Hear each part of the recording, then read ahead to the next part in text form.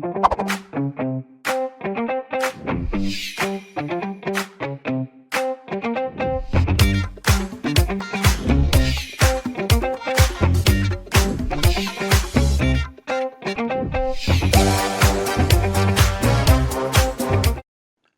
there.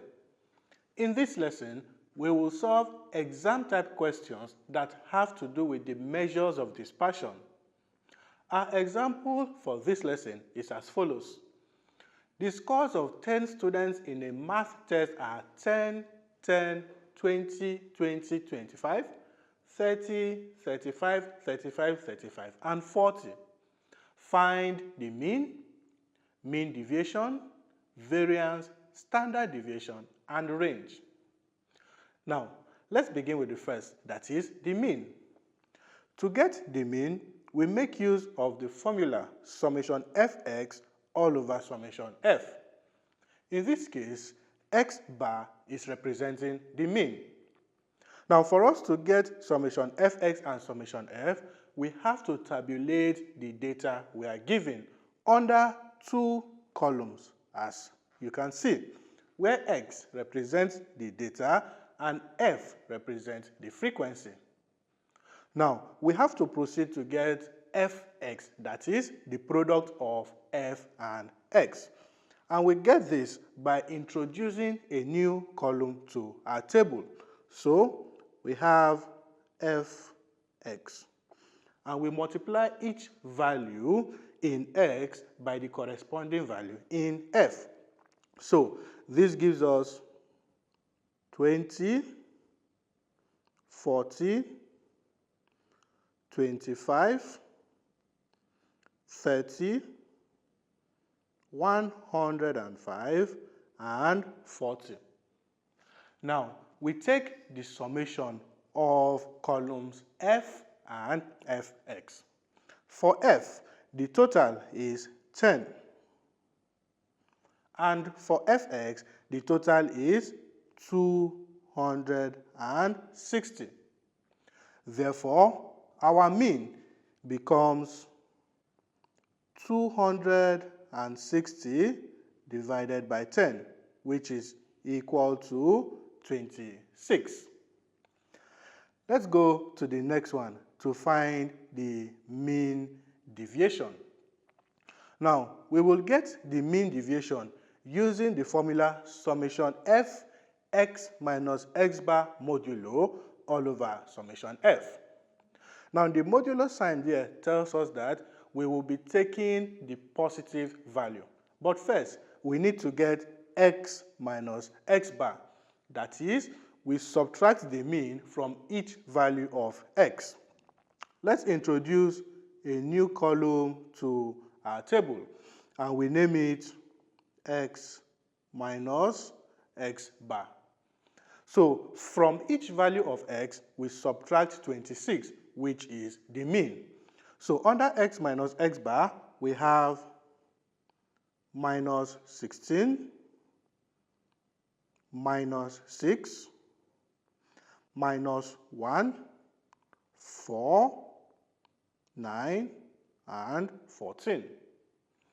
Now, since we need the positive value, let's introduce another column, which we will call x minus x bar modulo.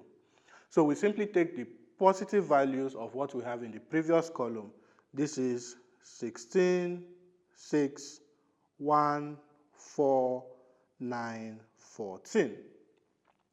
The next thing we want to do here is to multiply these values by f, so that we can get f x minus x bar modulo.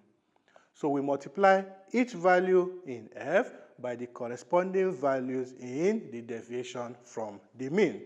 So this gives us 32, 12, 1, 4, 27, and 14.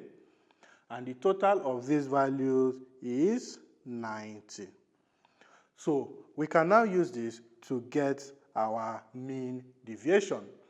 And the mean deviation becomes 90 divided by 10, which is equal to 9. Let's move ahead to look for the variance.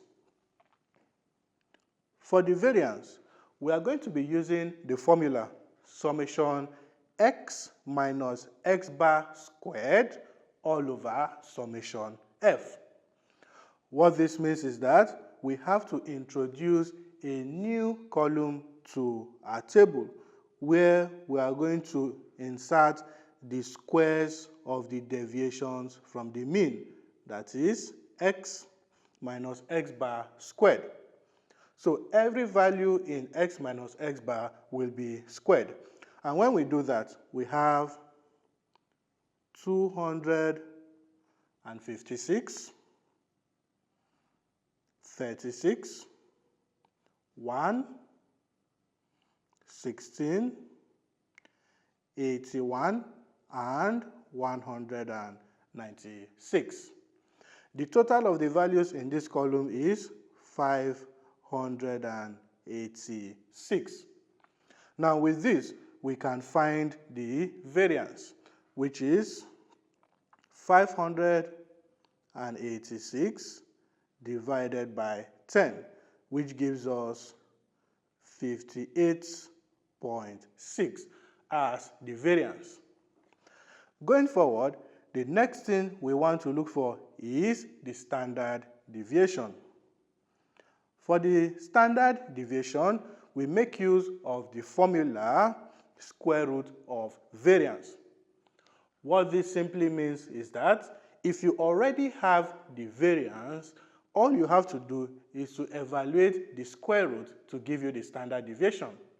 But in a case where you don't have the variance, then you need to compute it first and find the square root to get the standard deviation.